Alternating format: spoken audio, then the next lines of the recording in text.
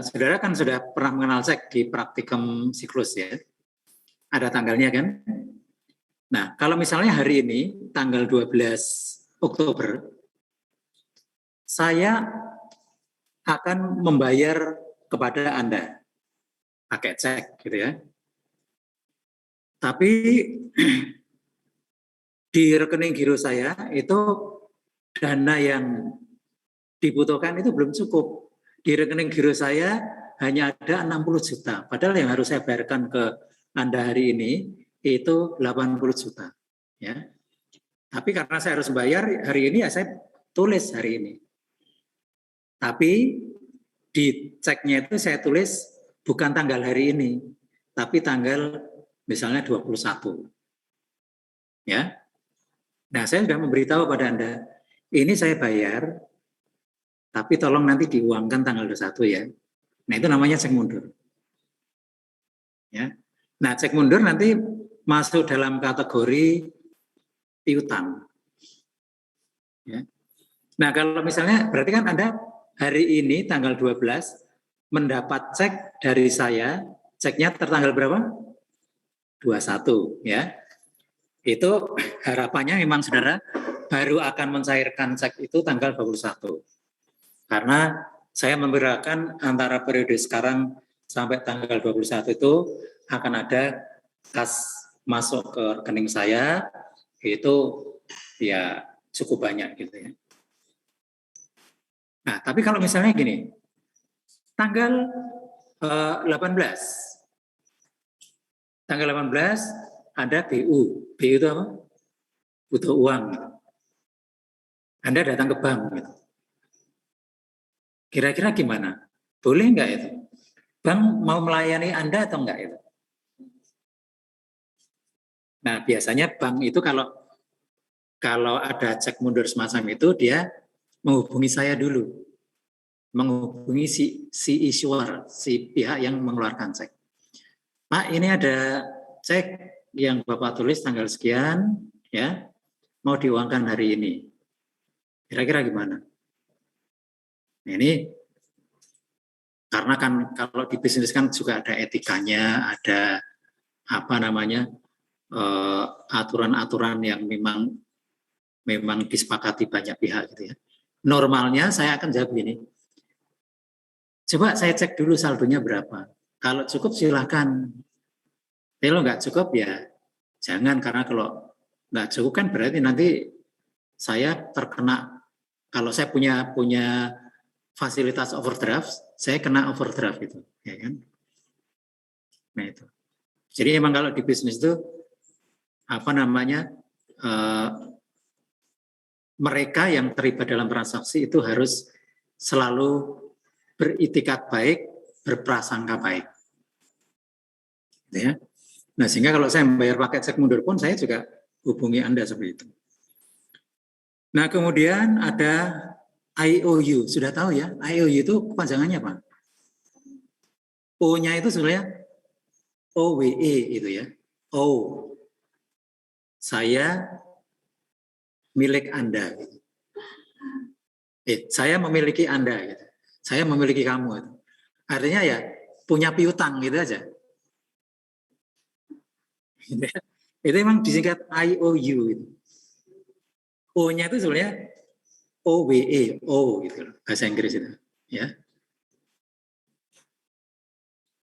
Nah, itu juga piutang kan. Nah, kemudian penjelasannya dianggap dapat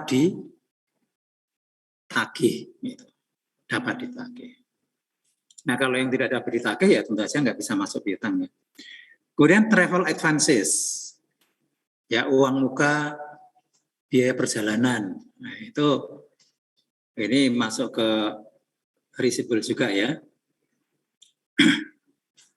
Diasumsikan dapat ditagih dari karyawan atau dipotongkan ke gaji mereka gitu. Ya, dipotongkan ke gaji mereka. Nah, ini yang dimaksud dengan travel advances itu bukan untuk perjalanan transportasi itu ya, tapi lebih bermakna ke apa namanya, kalau di kita namanya bon gaji gitu, ya bon gaji. Kan ada ya karyawan itu belum saatnya gajian tapi dia BU gitu ya, BU. Lalu ternyata setelah ditanyakan ke bagian SDM, ada kok fasilitas apa apa namanya tadi, bon gaji gitu ya. Tapi memang dibatasi maksimum sekian persen dari gaji gitu ya. Nah, pembatasan maksimum ini juga dalam rangka untuk melindungi karyawan itu sendiri. Jangan sampai saatnya gajian kok gajinya minus gitu, ya kan? Itu kalau bonnya terlalu banyak kan itu. Oke, itu ya. Nah, kemudian kalau yang ini mungkin sudah dipraktek ya, sudah sedikit ya. Postage on hand. Jadi perangko, kalau sekarang mungkin yang banyak dimiliki itu bukan perangko tapi lebih ke apa, materai gitu ya. Jadi perangko, materai dan sejenisnya itu masuk dalam kategori prepaid expenses ya. Nah, ini bisa juga dikategorikan sebagai persediaan supplies kantor. Nah, kemudian kalau berikutnya bank overdraft tadi sudah ya. Klasifikasinya kas, tapi kas minus tadi. Kemudian penjelasannya, if no offsetting allowed, ya, jadi kalau tidak diperbolehkan untuk digabung, maka harus dikelompokkan ke dalam current liability. Ya. Kemudian saldo kompensasi. Nah, ini klasifikasinya kas yang diklasifikasikan secara terpisah sebagai sebuah deposit.